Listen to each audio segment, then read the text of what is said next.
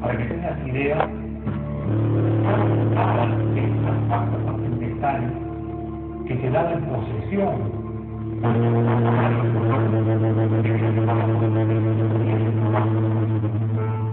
la propietaria. Y cuando pasaba ya de 2 yugadas de posesión, no solamente tenía que tomar 70 días al año para las tierras señoriales, sino que tenía que llevar a tu esposa, la pusieron como cocinera un mes. Y cuando tenías más de 3 yugadas, la sacaban del colegio, obviamente para que el señor feudal, el propietario la violara, ¿no? Entonces, era una cosa pues, había tipos en que había calabozos, en que el señor feudal la lavaba y lo metía preso ahí, al que no le cumplía la cosa, ¿no? Pasteaba a la oveja y todo esta cosa. Y aquel cerco que está rodeando ese chacra era hacienda. Y sacaban mi oveja por acá. Y ahí era la oveja y se metía la oveja a esta hacienda. Y venía el hacendado y agarraba la oveja, ¿no? Cualquiera de ellos. Agarraba la oveja con su gente, venía con 3 personas, 4 personas. Agarraba la oveja, cuello. Ya 2 veces, y cuando pasaba eso, mi papá me tiraba fuera. Y en la tercera vez que hicieron eso, bueno, yo me revelé. Cuando vino el hacendado y cortó. Bueno, no sé, pues, eso sería, no sé qué sería, de no hacer caso tantas veces, avisado, ¿no? Ah, lo dejaba.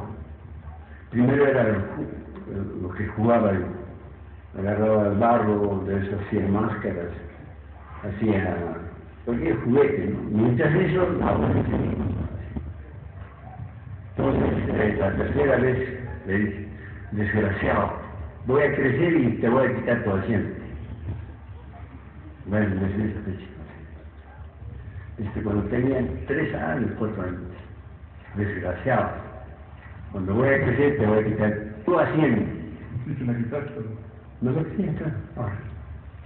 De toda la pampa grande. Así. Entonces, cuando él tenía ya 8 años, 7 años, a los 9 años ya estaba metido.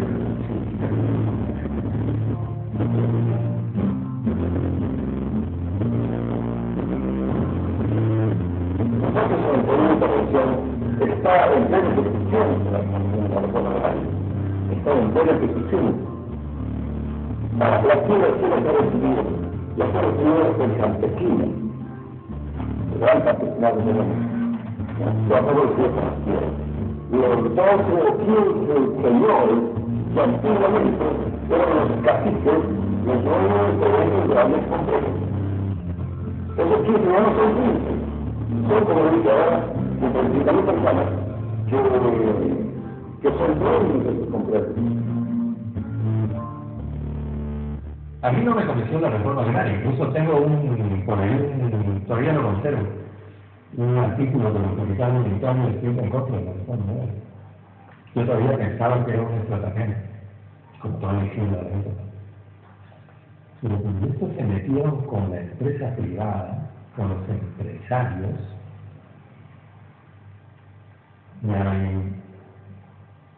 algo pasó. El pueblo de nosotros fue casi era una gota anunciada, con el problema de la página 11, etc. Sí, es que no fue nada sorpresivo, ciertamente.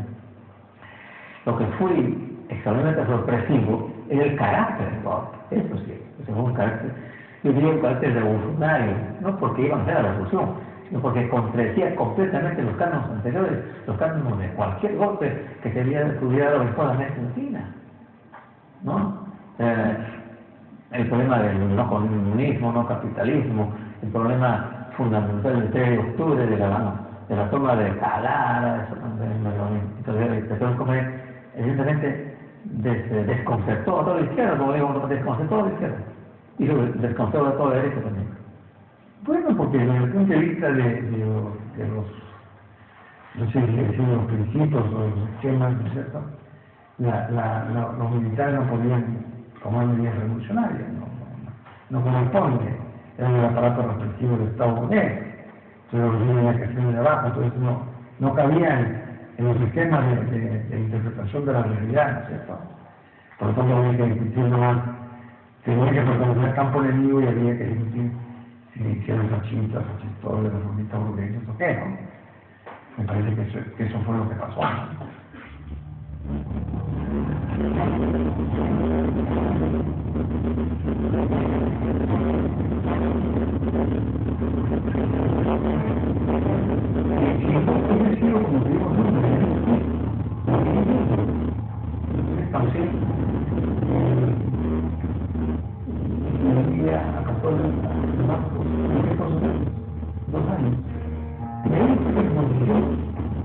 Porque solo por 2 años más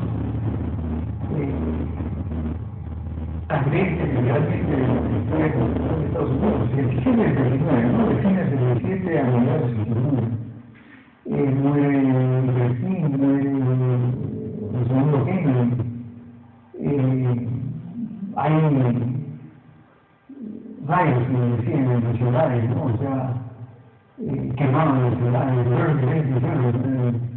los guetos, ¿no? Los guetos. Está la convención del número del 68. Yo caigo en una universidad, una universidad judía, además, donde estaban los derechos más buscados por el FBI. Ese fenómeno que es psicológico de los jóvenes, el de transformar, hacer cosas, el que tengas una ideología que te ofrezca cambiar el mundo, era reforzado por 3 fenómenos internacionales. En primer lugar, la Revolución Soviética, que tenía un prestigio enorme en esos momentos, estaba en competencia con el imperialismo norteamericano en la ciencia, la cultura, la conquista del espacio, ¿cierto? Era la Revolución China, que construyó un nuevo mundo, un tremendo territorio con casi en este momento 900 millones de habitantes. Fue una revolución de muchos años con un dirigente carismático, etc. Y en tercer lugar, lo más cercano, la revolución cubana.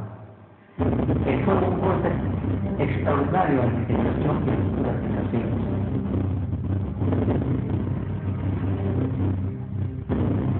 Pero por otro lado, subió muchísimo Vietnam. ¿No es cierto? Vietnam y Camboya, sobre todo Vietnam, en la figura de Ho Chi Minh, y la resistencia de este pueblo chiquito, pobre, ¿no?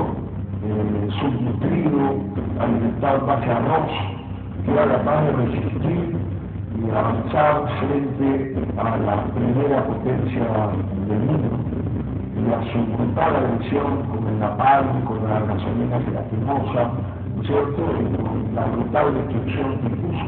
Yo tengo la oportunidad de quedarme allá para seguir maestría, entonces yo no me regreso, porque yo estaba pues enamorado con toda la población de Perú. Entonces decía, ¿cómo estará en el Perú? Se pasa así, además había venido el golpe de Blasco en el 68, ¿no? Y entonces me regreso. Y al regresarme, yo no quería estar en el mundo. No quería estar en el mundo porque Lima me parecía, para usar términos seguramente de Cardenal o de alguno de estos, como el de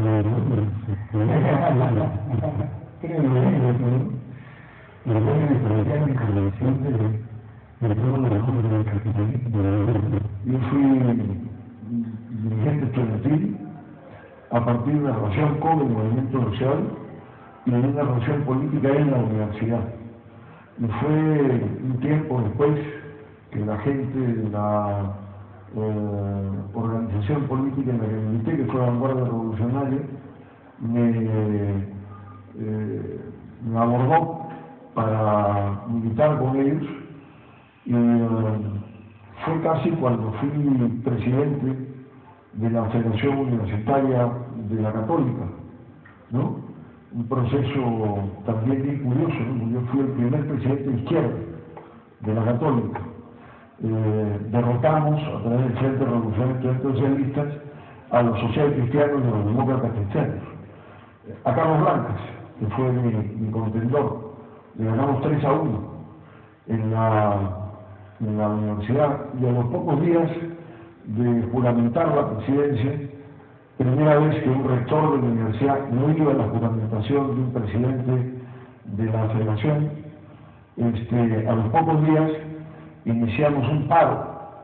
El mismo año creo que la universidad cumplía 50 años de existencia, ¿no?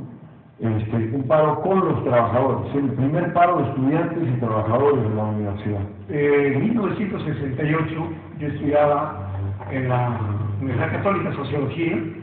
Mis compañeros de carpeta fue Javier de Canseco, Manuel Dangme, Manuel Piquera, que fue esposo de la señora Villarán, Agustín Ayala Torre. Bueno, y los cuatro nos hicimos y a partir de eso Javier me planteó participar en la vanguardia revolucionaria, porque ya estaba comprometido ahí con en ese tiempo pues era el Carlos Reyes, ¿no? Murubarra, pero por otro lado también vino la propuesta de mí. Y bueno, y ante esas dos opciones que era la nueva izquierda, la nueva izquierda de verdad, no de nombre, sino era la nueva izquierda frente a la izquierda tradicional, ¿no? Del PC y sus variantes, ¿no? Para mí realmente estaba en un dilema. Padre Gustavo Gutiérrez, que tenía una gran admiración, respeto, le pregunté, y él me dijo, ¿no? Haz lo que te dicta tu corazón. Entonces yo decidí, más que razones, obedecer a mi corazón. Y mi corazón me llevó al mismo, y me llevó por dos razones. Porque vive en mí la organización que de verdad, ¿no? Se la jugó por tomar el poder en el Perú, para construir una nueva patria, y luego porque el lucho era mi paisano, era santiaguino. Y esas fueron las razones por las cuales yo opté por el mismo, ¿no? Cuando me meto a caminar con de la vida de la Comunidad Católica, me encontré integrado al movimiento de izquierda revolucionaria de Unir. En estábamos haciendo nuestras propias acciones. En esos años se pretendía que había que volver a la vida política, que tenía un lugar que vivir, si había el foco de vivir, o trabajar en la política de arte. Y esto va a marcar mucho a esa tendencia. Luego, también volví con el grupo que también están en acciones de más poquitas, y después de morir, que tomamos esta política de la situación a una decisión. Y nos integramos con la nueva revolucionaria del momento de la montaña de combate. Donde nos guarda planteaba que había que definitivamente dejar de lado el fascismo y había que hacer una política de masa. Bueno, yo entré a la Católica y a los pocos meses me vinculé a lo que se llamó el próximo, cuando el Frente de Revolución de Estudiantes Socialistas, que fue una vez de Canseco, con Nicolás, una vez que queda, ¿no? Y en el medio se puso un debate, me parece, ¿no? Que eran dos posiciones, ¿no? La posición de Javier Canseco, que decía que había que un cuadro universitario, y la posición de Flores Galindo, que venía de mí, Flores Galindo, ¿no? Javier venía de vanguardia revolucionaria. Carlos venía de ciencia industrial por eso. Y que primero había que trabajar con los sectores obreros. Y dejar la universidad de la burguesía, de comillas, ¿no? Y entonces por eso, curiosamente, no hago mucho trabajo universitario, ¿no? Más en el del 71 en adelante, hago trabajo con los obreros.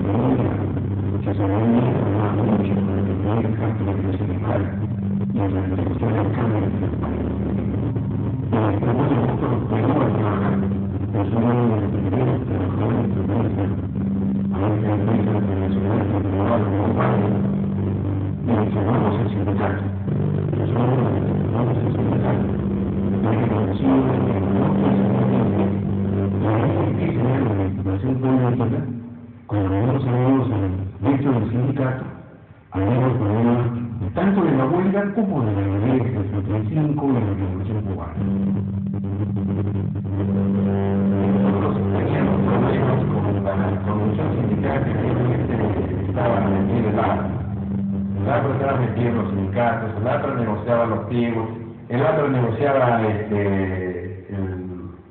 los pliegos en Estado, me acuerdo, ¿no? Ahí estaba en ese tiempo, mi amigo ya falleció, Julio Cruzado Zavala. Yo he tenido muchos problemas con él, incluso dentro de la Asamblea de Constituyentes. Y a mí me consta que él negociaba con Sauer primero, ¿no? Y después les decía a los trabajadores que era lo que había que aceptar. Entonces, esos métodos para la gente, para los trabajadores ya no pasaban, ¿no? Entonces, bueno, fue una lucha que los mismos trabajadores sentían un nuevo espacio, una nueva situación, y entonces no había impedimento de organizarse. Yo soy dirigente en la época prácticamente del 70. Y hoy ingreso joven todavía, muy chido, como delegado ante la Federación de la Pequinense, que era un sector de la pesca. Posteriormente, viendo cómo se desarrollaba las asambleas, todas las jugadas sucias que realizaban los dirigentes de esa época, optamos, y de alguna manera en conjunto con los dirigentes, cortar y salimos de la Pequinense y pasar a la Pequín. Que eso para el momento pasaba por un momento bien, y que eran apenas, cuando yo llego éramos 12 sindicatos y que recién estábamos ahí en Pininos. ¿Para qué? Con el tiempo lo vamos a convertir con un trabajo. Muchos dirigentes de mi base y otros dirigentes de otros sindicatos en fortalecer la Federación Metalúrgica. Entonces, ya regresando al Moncayo por una super enfermedad, logré ingresar a trabajar a la fábrica de Chavo Bata, acá en Chosico, que era ingresar a la fábrica de Chavo Bata era pues como ingresar a la universidad. Era una especie de universidad de la vida que te ayudaba en tu formación económica, en el desarrollo de tu familia, y podías hacer, digamos, allí también podías desarrollar una vida sindical, porque había, digamos, sindicatos y todas esas cosas. Yo a la edad de 19 años llegué a formar parte de la dirigencia del sindicato de Bata. Ahí hay que reconocer que hubo una unidad entre los estudiantes y los dirigentes universitarios y nosotros los socios. De la fuerte influencia de los estudiantes, de la UNO, de los estudiantes, de la agraria, de la oligarquía. Por ejemplo, en el caso nuestro, el hombre siempre está con todos ellos, ¿no? Entonces, eso nos permitió que incluso hacíamos los paros en las movilizaciones, la dirigíamos en el caso nuestro, de nuestra tendencia política, decíamos, tenemos que buscar el apoyo del pueblo. El apoyo del pueblo, por ejemplo, en el caso del Moto Pérez Puente, pienso, por ejemplo, ¿no? Hacíamos un paro de 24 horas, las movilizaciones iban hacia el pueblo de Puente Piedra, los vendías al mercado y a los estudiantes de secundaria.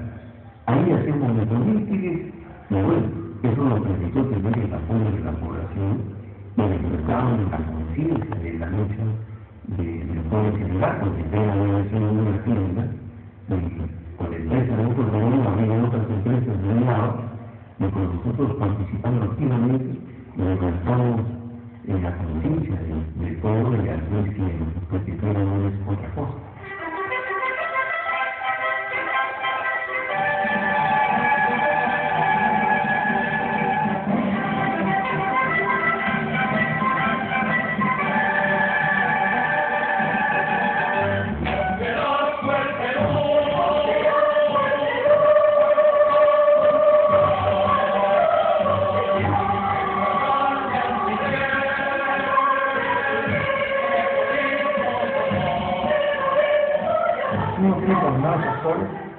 Yo creo que el primer factor clave, crucial, era la radicalidad de los poloneses. Estoy hablando de una Rodríguez, Gallego, que eran poloneses en el momento del golpe. Pero qué gente que había participado en la derrota de la guerrilla del 65, perdón. Entonces, hay gente que después de la guerrilla hace la reflexión, por lo que yo conversaba con ellos, porque yo sí soy muy amigo de ellos, hemos vivido juntos en el exilio y todo. Para ellos las reflexiones fueron hemos derrotado esto, pero esto va a surgir a menos que haya cambios estructurales. Así de simple. Entonces yo creo que ellos son el primer factor. El segundo es que Velasco, por las razones que sea, de su biografía, de lo que sea, hace suyo el proceso. Entonces por eso creo que es tan importante. Pero al mismo tiempo es su límite. Él a la vez este límite porque él, esta cuestión de la movilización popular y de cosas autónomas que no sean manejadas militarmente, tampoco le gustaba. La vez que comienza el arco ya es el año 71, 71, porque eso salió en 1970. A comienzos del 71 me gritaron a Palacio. Era como que se iba a llamar, era como muy cariñoso. Entonces lo primero que le dije fue, bueno, general, tengo que agradecerle la amnistía que me ha dado a mí y a mis compañeros. No me dijo nada de estas. Al contrario, me dijo, perdona por haberlo desobedecido. No podíamos hacerlo antes. Porque tenía, pues me dijo, a los marinos, a todos estos tipos que dice que ya no, porque él tuvo que esperar que vayan pasando el retiro los comandantes generales que se oponían a la amnistía y encontraron un momento que tuviera una mayoría en la Junta Revolucionaria y en el Consejo de Oficiales Generales, que era la reunión de los comandantes generales de las regiones militares del país. Y entonces él contó que dijo, bueno ya, hemos decidido amnistiar a los presos políticos. ¿Quién está en contra? Pero lo hizo sabiendo que ya no había nadie en contra. El primer ministro que esa vez era Montaña, nos llamó al cuartel general del ejército, a nuestro estudiantil, a nosotros, porque éramos los hegemónicos, los que en ese momento éramos primeristas fuertes, todas el país. Y fuimos a hablar con Montaña, porque yo fui encabezando la delegación, con 2 o 3 dirigentes más. Y él nos dijo que ellos estaban en una revolución, que era respetar los derechos, y que querían el apoyo de estos miles de estudiantes, que querían el apoyo de los estudiantes y no de las manos, esas manos. Pues nosotros le dijimos que efectivamente nosotros nos íbamos a conversar, no podíamos ofrecer el mismo apoyo, mientras no viéramos qué cosas van a hacer y tenemos que consultar con nuestros barrios. Ahí se acabó la reunión, pero después intervinieron la universidad. Luego viene la huelga, la gran huelga nacional de los profesores de la FENET, no había sucedido de la FENET, tú bien conoces este proceso, 4 grandes sindicatos nacionales, con los cuales FENET crece en su huelga en septiembre, octubre del año 71, hubo presos, pues enviaron a Z, no sé qué, y fuimos un grupo deportado, ¿no? Fueron deportados 5 dirigentes magisteriales, después fui deportado yo, y luego fui deportado, no sé por qué, porque no tenía ninguna educación. Hugo Blanco fue deportado a México, nosotros fuimos deportados a España. Bueno, ¿por qué no me sigue el gobierno de Velasco? Yo sabía que Velasco iba a hacer cosas positivas, pero de todas maneras, pues, es un gobierno de los patrones, ¿no? Y nosotros no vamos a trabajar, pues, pero vienen los patrones, ¿no? Por eso no acepté, porque fueron a la cárcel a decirme, si trabajas para el gobierno en la reforma de que hacer, mañana mismo están en libertad. Y me dijo, no, gracias, ya me he acostumbrado a vivir en la prisión, voy a hacer el 23 de septiembre del 70, yo estoy yendo a una polémica con Moncloa, contra Moncloa, Paco Moncloa, y otros en un local de Camaná, universitario de Camaná, no sé qué cosa quedaba ahí, San Martín de Porras o qué sé yo. Se lanzan sobre mí 8 o 10 policías de investigación y me detienen, me peleo con ellos en la calle, ruego con ellos, trato de conseguir que la gente se involucre, no lo consigo, finalmente me reducen, mis zapatos quedan tirados en la calle, estoy con la ropa rota, me meten en un carro, me llevan a la Huaca Mateo Salado, esta que queda en Pueblo Libre, me amenazan con liquidarme, hacen el juego este del chip, que sabe el gatillo, el martillo, pero no revienta la bala. Se comunican con ellos y les dicen que cumplen lo establecido. Me meten a otro sótano y me llevan al aeropuerto de retorno. Me meten en un avión de itinerario de Granes. Como no tengo zapatos y no me pueden meter en medio al avión, se los quitan un tipo y me ponen unos zapatos. En la escalera del avión me meten ahí, me meten curiosamente 200 soles a un bolsillo y se van.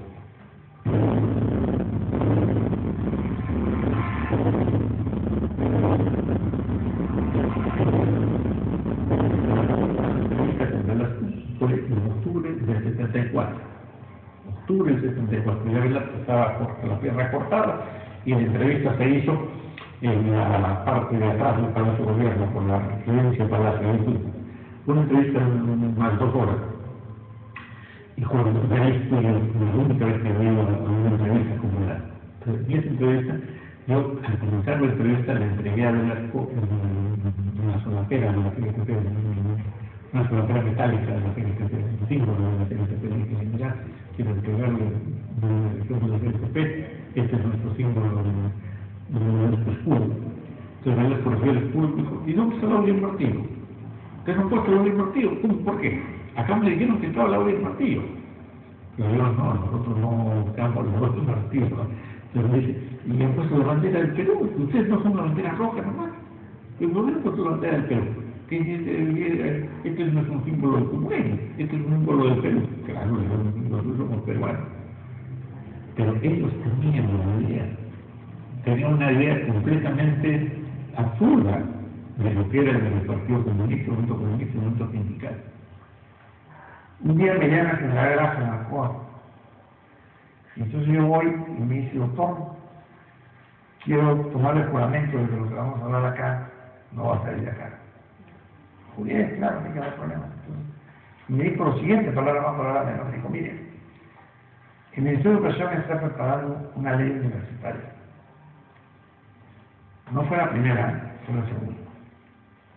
Y nosotros suponemos que va a ser una ley reaccionaria. Pero nosotros no entendemos nada de esto. Entonces, yo les quiero que ustedes hagan un grupo, las personas que usted diga, para estudiar el proyecto de educación, y ayudarnos a rebatirlo. Y nosotros vamos a reunirnos con los técnicos de esta educación, y si no nos sentimos preparados, lo vamos a llamar a ustedes para esta discusión. Así como lo estoy diciendo. Entonces recuerdo que al final de la conversación yo le dije, voy a llamar por teléfono. Digo, no, ese teléfono no, porque lo tiene controlado la Marina. Eso era la manera como se vivía en el país, ¿no? Pero me han baleado a mí en estas épocas de clandestinidad, por lo menos que así, que tenga claras 3 veces. Una de ellas es un suceso poco conocido, nunca comentado públicamente. El intento de golpe que tuvo Luis Bedoya Reyes con el comandante general de la Marina, que siempre hablaba de lo occidental y cristiano, Vargas Caballero.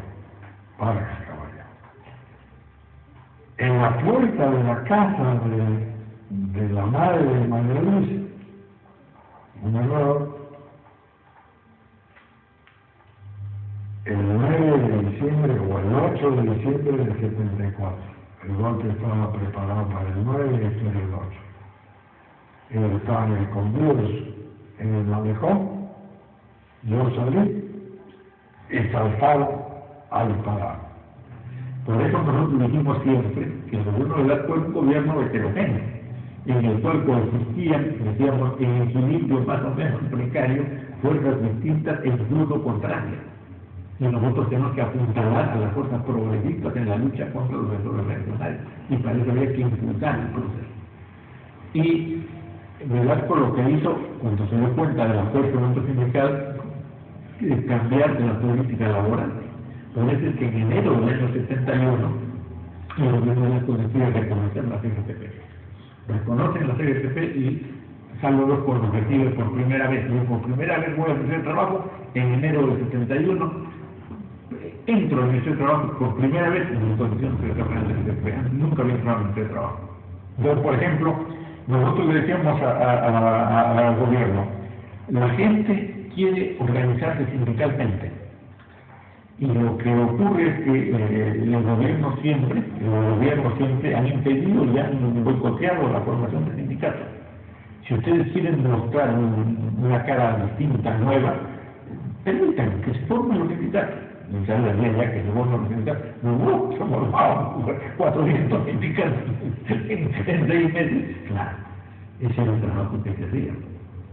Es un trabajo bien intenso, pero vinculado a las necesidades concretas, o sea, la radicalización del proceso. Digamos, el proceso de Velasco tuvo la virtud de politizar el escenario. Entonces, todas las conversaciones de la gente se referían a la reforma agraria, se referían a la nación del petróleo, se referían a la disponibilidad laboral, a la comunidad industrial. Ese era el tema del debate. Y los trabajadores se estaban en eso. No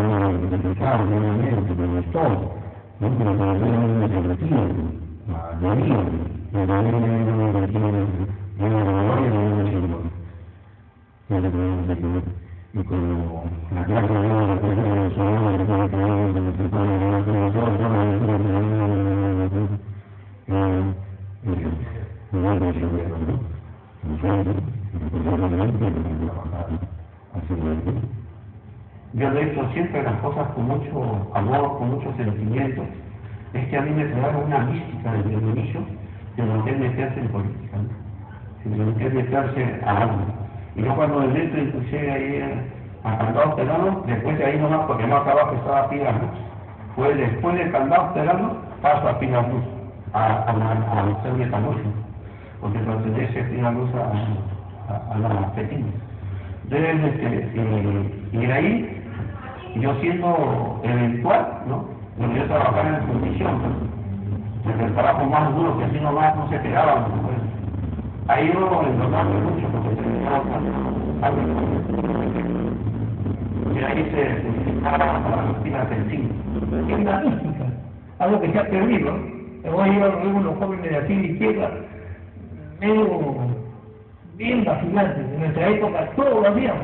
Y había que quitar el cerro, sí, aquí lo hacíamos. No había cuestión, me acuerdo que no se cumpliera. Había un activismo con cariño prácticamente a la humanidad.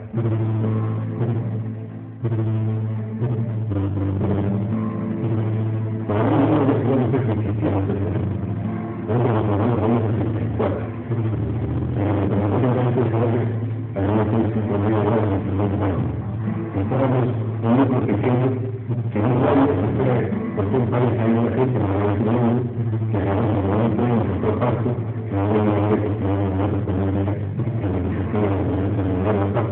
Nosotros agarramos a los que se fueron a la equipa, con los 2 años habíamos tenido el movimiento sindical, el movimiento barrial, el protocolo de institución. Nosotros fuimos al grupo, fuimos a la sociedad hasta el movimiento no había nada, y yo pude organizar un movimiento sindical. Muchas veces en la causa, que tuvimos que hablar de crecimiento, con el que había valor, con el cargado, definitivamente nosotros se ve el campo de la comunidad campesina, y hay un movimiento campesino muy fuerte en esa formación. Entonces, esta intervención de sectores de clase media, en una circunstancia muy especial que estuvo con esta organización, sectores que provenían de la clase media, rápidamente pudieron tener una interlocución de larga difusión social y política con sectores de la vanguardia del campesinado y del clase obrera, y que nuestros lazos fueron lazos casi de familia.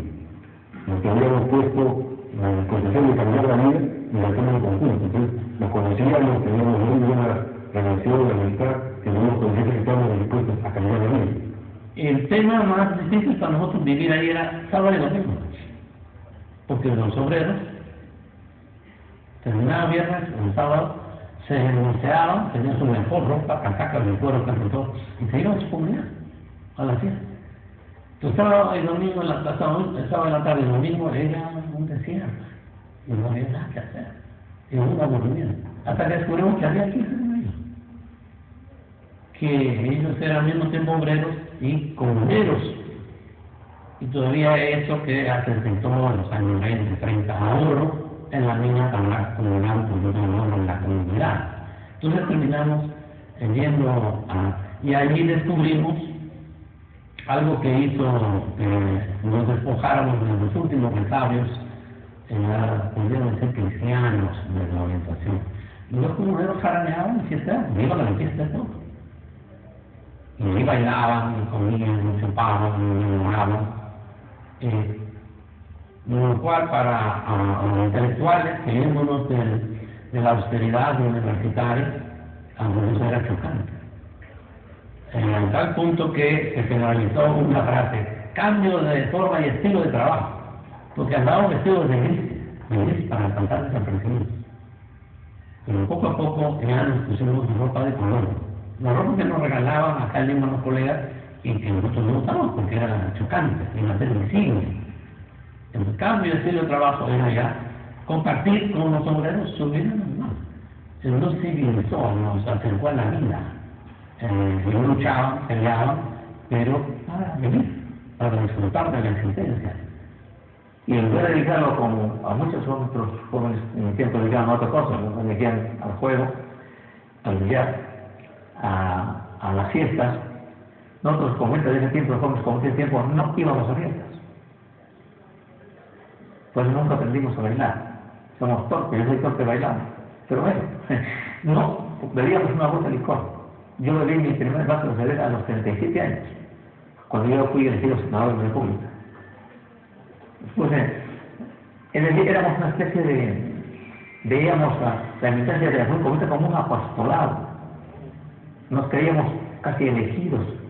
Una vida, como diría yo, una vida casi, una vida, no sé, pues, casi un choque en ese sentido, casi autista. Esa era nuestra militancia. Por eso nos formaron una mística especial. El partido primero, segundo el partido, tercero el partido, cuarto todo lo demás. Yo leía y escuchaba en la casa, más que leía, escuchaba en realidad, y veía a veces fotos en los periódicos de lo del Che, ¿no? El Che. Y como en un pueblo se levantan muchos mitos, los campesinos, la gente decía, no, son unos barbudos que tienen unos machetes y están caminando por el campo. Entonces había gente que decía que los había visto y todo. Entonces yo pequeñita me salía de la casa todas las tardes y me iba al campo a buscarlos, sin decirle a nadie nada, ¿no? Y con la idea de que los iba a encontrar y que me iba a ir con ellos, ¿no? Yo me iba a ir con ellos, pero nunca los encontré, pues porque no entendía de que Bolivia y Canta geográficamente no se conectan, ¿no? Y no sé, pues los jóvenes antes no teníamos miedo, ¿no? Porque yo me iba al puerto, a la parte de Puerto Nuevo, ¿no? Al Cima, ¿no? A los barracones, ¿no? Y caminaba como si fuera mi casa, porque siempre he caminado rápido, entonces parecía que era del barrio, supongo, porque nunca me pasó nada de eso. Y ahí hice militancia captando jóvenes de sus pueblos, ¿no? Ahora que tengo bastantes más años, digo, ¿cómo salía yo? Cuando iba a Villa El Salvador, no había carretera, me acuerdo en las noches salía de Villa, cerraba las lunas de mi Volkswagen y no pasé nada, si partía por el arenal, si me quedaba, no me costaba, tenía la certeza porque no tenía llantas de repuesto, nada de eso, y nada de eso me preocupaba. Cuando me iba al norte también, pues 22, 23 kilómetros, y regresaba a las 10, 11 de la noche. Daba tu tiempo, tu plata, hacías tu trabajo 5 horas y le entregabas pues, todo el sacrificio, toda tu juventud, ¿no? No había hora de arranque y sobre todo no había hora de cierre, ¿no? O sea, sí, un activismo activo, pero así, de trabajar 12, 14 horas tranquilo, ¿no? O sea, y moverse mucho por el país, ¿no? Nos movíamos mucho. Yo estuve viviendo en Chimbote del 70 a 74. Y yo terminé viviendo en La Oroya, donde viví 3 años, entre La Oroya y algún tiempo en Pasco y otro en Morococha, ¿no es cierto? En condiciones de probablemente las únicas ciudades obreras que había en el país. Yo me acuerdo que vivía en las afueras de La Oroya, ¿no es cierto? No teníamos luz, no teníamos desagüe, no había baño, y vivíamos como un núcleo, 4 personas en una habitación, en la que cocinábamos, dormíamos, discutíamos y activábamos políticamente, y yo era responsable de la escuela sindical de los trabajadores metalúrgicos. Yo sí creo que ha sido una época muy feliz. ¿Por qué? Porque estábamos obligados a estudiar primero. No te olvides que a mí me ponen para dictar el seminario del Capital, y el que me hace aceptar eso es Carlos Iván, otro, ¿no? Sí, acepto, ¿no? Y yo soy ingeniero agrónomo. Entonces me había comprado el Capital y yo me tenía que leer capítulo por capítulo, de tomo por tomo, antes de comenzar a dictarlo. Entonces a veces me iba sin dormir. ¿No? Entonces era pues un training de formación académica, política muy grande. Trabajaba en ese tiempo en el Ministerio de Educación y llegaba en el Ministerio de Educación, me sacaba mi corbata, mi saco y me llevaba a Buenos Aires. Y ahí estábamos hasta las 11 de la noche, hablábamos con los espectadores, y yo a su vez empezaba a conocer también esa parte del interior, que era una parte que yo no conocía. Entonces, era un modo de juego, te vas formando y vas ayudando a que te formen. Pero era un solo, que decir, una sola dinámica. Y a mí me gustaba mucho porque conocí compañeros que eran mis problemas. Y yo creo que era un afán, tú sabes qué, de cambiar el Perú. La verdad, digamos, se habla de cambiar el país, ¿no? A mí me parecía demasiado injusto. O sea, te hablo a nivel sí, personal, pero creo que es lo que sentíamos, los que estábamos ahí, ¿no? Los que estábamos, sobre todo los que veníamos, digamos, no todos, yo diría no solamente los que veníamos de clase media, ¿no? Clase media negra, media alta o media baja, ¿no? No creo que solamente eso, los que veníamos de Lima, ¿no? Yo creo que fue mucha gente, y creo también de sectores populares, de dirigentes populares, porque después se ha mostrado clarísimamente, y eso nos ha enseñado la vida, que no por ser del pueblo tú eres progresista o de izquierda, cosa que en ese momento teníamos ingenuamente, la mirada, ¿no es cierto? Y decía, alguna vez voy a tener un trabajo, voy a hacer algo, y decía, ojalá que algún día llegue a ser presidente de la República. O sea, yo me suponía eso, ¿no? Y decía algo más, que me acuerdo mucho. Lo digo nostálgicamente porque yo viví en Cerro del Pasco, en mucha pobreza, y yo veía muchos niños huérfanos, humildes, pobres. Y se me entró a la cabeza llegar a ser presidente de la República y me sentí muy joven. Y decía, lo primero que voy a hacer es un orfanato para sus.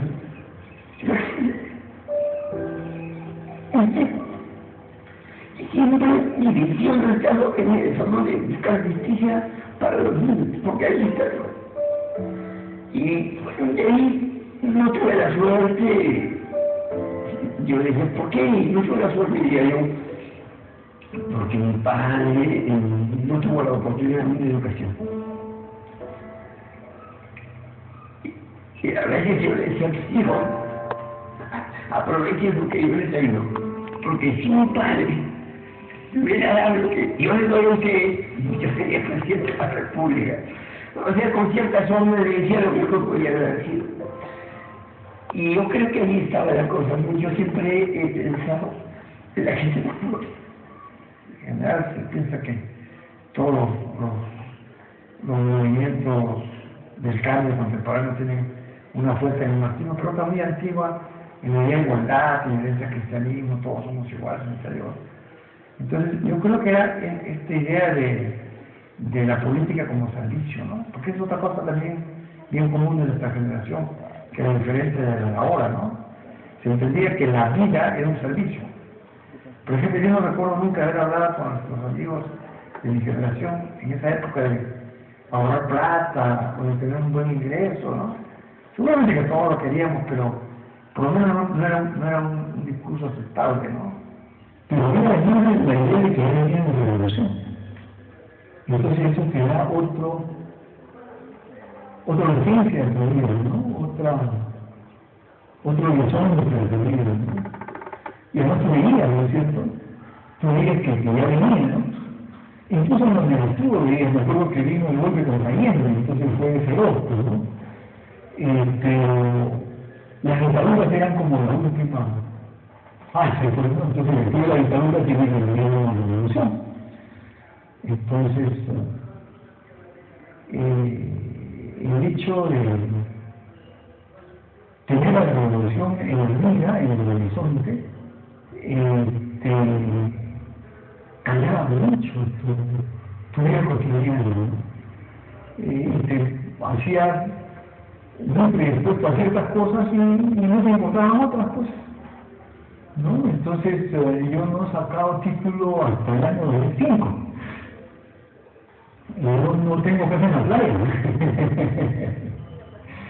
No, por ejemplo, no te interesaban esas cosas, ¿no? Entonces, mientras que ahora sí, te interesaban muchísimo, que ahora seguramente no me interesan nadie, o muy poca gente, ¿no? ¿Cómo avanzar el partido? ¿Cómo construir el partido acá? ¿Cómo se va organizando? ¿Cómo hay una huelga aquí? ¿Cómo hay una huelga allá? ¿Cómo se va tomando la tierra aquí o allá? ¿No? Entonces, ¿cómo ibas, ¿no? Haciendo que la revolución se aproxime, ¿no? Entonces, eso pues te da un sentido a tu vida. ¿Cómo olvidarte, si tu voz es un sí? Si vas camino a las montañas, cabalgando sin rendirte, con sus balas hicieron macabro, y a cantarte la pelo, reluciente de las mañanas, que brilló siempre en ti, compañero, reluciente de las mañanas, que brilló siempre en ti, compañero.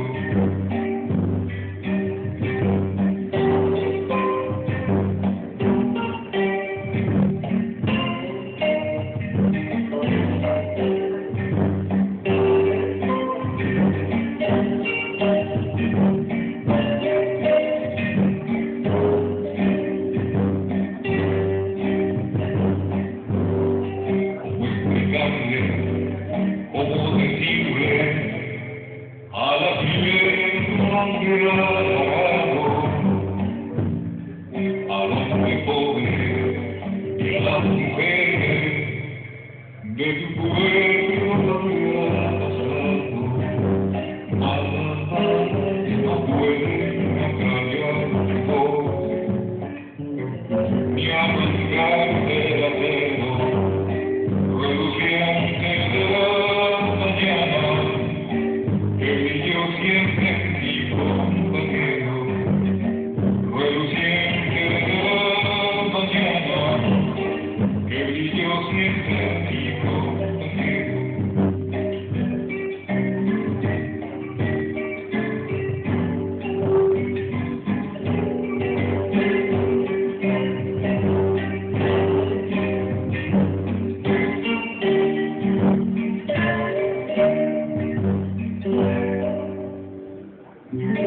¿Qué cosas hacíamos las mujeres de izquierda? Salvo excepciones como en mi caso, que yo era muy activa, ¿no? Y había otras compañeras también así.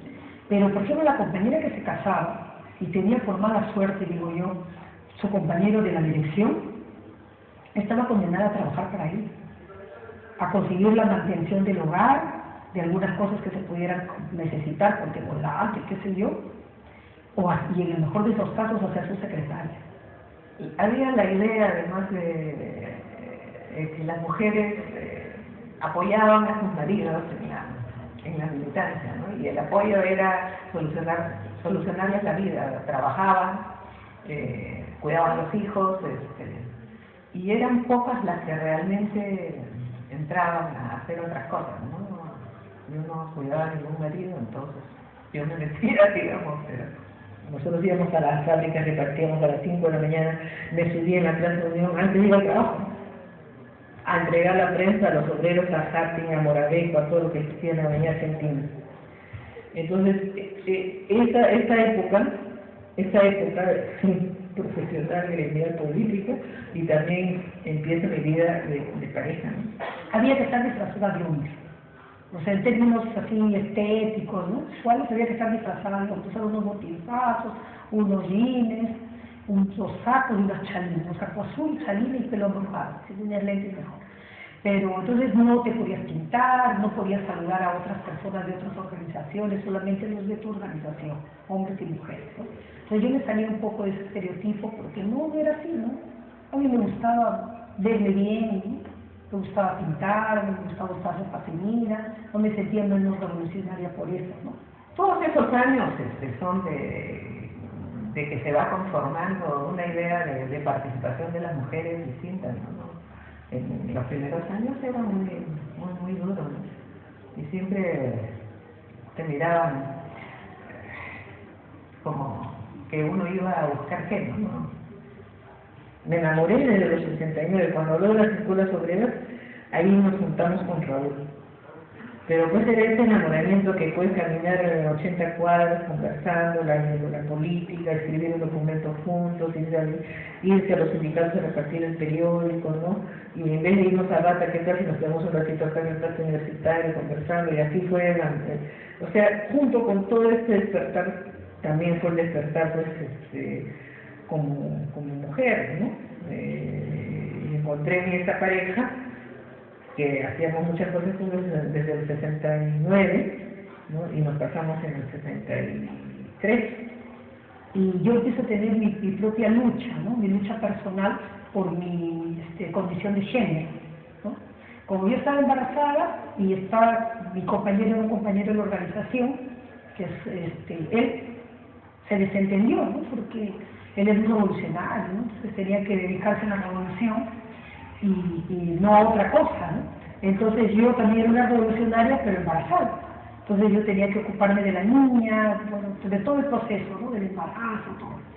Entonces les decía a mis compañeros que me ayuden. O sea, lo único que les pido es que hagan las reuniones en mi casa. Yo acababa de tener la niña, que hagan las reuniones en la casa, yo no quiero dejar de militar. Y ellos me decían que pida licencia. Yo decía, ¿cómo se puede pedir licencia a la revolución? Eso es absurdo. No es un trabajo, ¿no? O sea, ¿cómo voy a pedir licencia a la revolución? Eso me parece absurdo. Entonces, pero empezaron a decir que era una conflictiva. Entonces yo empecé a mandar cartas a la Dirección Nacional de que por qué no me trataban de igual que los compañeros, que tanto él como yo teníamos derecho a seguir con la militancia, que me deberían apoyar y no sé qué más. Porque llegaron a decirme que se quede el que más aporta. Mis compañeros me dijeron eso, que se quede el que más aporta. Y entonces yo eso lo viví con dolor, de verdad. Lo viví con dolor a la larga de muchos años. Yo estoy aquí y él se hizo médico, se asimiló al ejército, luego se salió, volvió al PUM y está por ahí haciendo medicina y votando con los estudiantes. Todo el proceso de la pero al mismo tiempo de los demás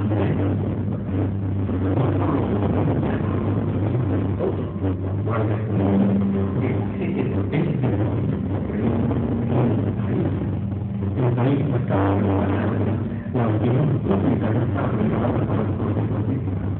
En todo caso, ya se produce el proceso, debemos estar apoyados, respaldados, y lo luego es lo que se tuviera y se profundizara ese proceso y la gente estuviera madurada. De hecho, maduró enormemente en ese proceso, maduró muchísimo en ese proceso, pero lamentablemente el proceso no funcionó.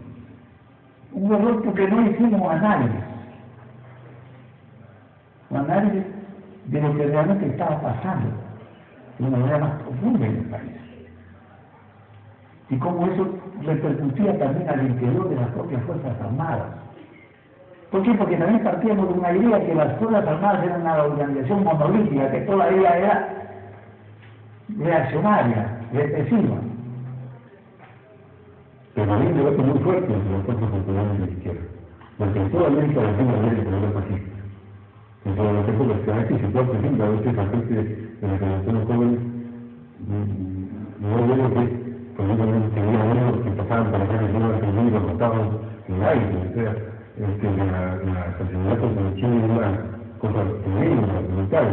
En Brasil era una sensibilidad terrible a los ciudadanos, y aquí es diferente.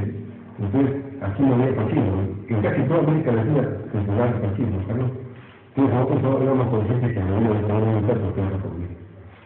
Y ahora a la distancia, uno mira y dice, ese fue probablemente el proyecto nacional más articulado en la historia del país. Con muchísimos problemas, el intento de manejo corporativo sobre el movimiento social, controlando con el aparato del Estado, ¿no es cierto? La política del antipartido que se desarrolló, ¿no?, desde Sinamos, ¿no?, y un conjunto de mecanismos equivocados, porque no fue sin duda un proyecto nacional, que nosotros en ese momento no apreciamos claramente. Y tuvimos una posición bien radical de enfrentamiento con el gobierno. A pesar de que sostuvimos relaciones con el gobierno, tuvimos relaciones con los generales y coroneles de las quistas, tuvimos relación con los movimientos sociales de desarrollo del anarquismo, particularmente una batalla con la Confederación Nacional Agraria, el esfuerzo de atraer hacia una unidad del movimiento campesino en relación a la, y nos enfrentamos muy fuertemente al movimiento laboral revolucionario, que fue la estructura con la que intentaron controlar a los movimientos de trabajadores del movimiento sindical de Chile. Pero sin duda, la organización del movimiento social creció con mucha fuerza en ese periodo y el gobierno no la disfrutaba, la facilitaba. Yo participé exactamente hasta marzo de 1976, cuando estaba en el comercio. Y a mí me dieron una patada en el trasero desde el comercio, como subdirector. Yo había renunciado a Sinamos, no había renunciado, me fui de Sinamos en diciembre, debe haber sido en diciembre del 75, que fue el segundo meeting de Morales y me fui al comercio, cuando yo fui mi directorio argentino, y ahí ya no se estaba todo. Yo recuerdo en el año 74, por ejemplo, haber tenido una entrevista con Sheletin, el camarada Sheletin. Sheletin era un hombre muy importante en la Unión Soviética. Él fue el jefe del KGB. Y entonces lo nombraron el presidente del Consejo Central de los Sindicatos de la Luz. Justo cuando nosotros íbamos una vez a la Unión Soviética, nos recibió Sheletin. Una recepción factuosa, digamos, formal, ¿no?, burocrática, si me quiere el término. Y discutimos con Sheletin desde las 3 de la tarde hasta las 8 de la noche, una reunión larguísima. Y Sheletin nos escuchó, nos escuchó, como se dice, porque nos preguntó todo, y nosotros le dijimos todo lo que sabíamos. Pero Sheletin nos miraba con una sonrisa burlona, como diciendo ustedes unos niños, ¿no? Porque nos decía, pues nosotros estamos dispuestos a defender el proceso legal. ¿Ustedes van a defender? Sí. ¿Cuántos fusiles tienen?